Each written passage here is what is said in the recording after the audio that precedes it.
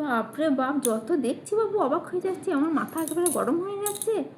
হ্যাঁ, মেয়েগুলোর এমন অবস্থা করে রেখেছে, মেয়েগুলোকে এইভাবে বঞ্চিত করে রেখেছে।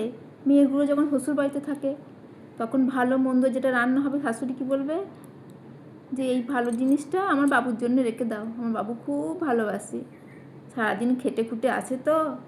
আর মেয়েগুলো তো বসে বসে খায়, কিছু খাটতে খুঁটতে হয় না, তা ওদের ওই যেমন তেমন খেয়ে নিলেই হয়। আবার যখন মেয়েগুলো বাপের বাড়ি যায় বরগুলোকে নিয়ে, তখন ভালো মন্দ যেটা রান্না হবে আমার জামাই বাবা জীবনকে খাওয়াবো।